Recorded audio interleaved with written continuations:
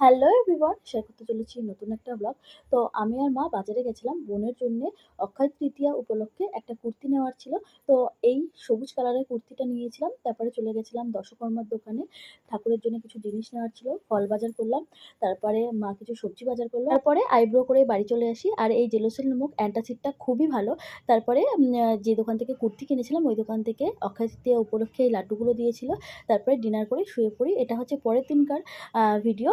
তো পরের দিন আমি আর মিঠুন চলে গেছিলাম পুজো দিতে সিদ্ধেশ্বরী মন্দিরে, গাড়াপোতার। তো এখানে কিছু ছোট ছোট ক্লিপ নেওয়ার চেষ্টা করি। আর এটা হচ্ছে আমার ফুল লুক। এই পুরো সেটটা ওদের বাড়ির থেকে আমাকে দিয়েছিল পয়লা বৈশাখ উপলক্ষে। কিন্তু সেদিনকে যেহেতু প্রচণ্ড পরিমাণে গরম ছিল, ওই দিনকে আমি আর শাড়ি পরিনি। আগে থেকে ঠিক করে রেখেছিলাম যে আমি আর মিঠুন একদিনকে পুজো দিতে যাবো, ওই দিনকে আমি এই শাড়িটা পরবো।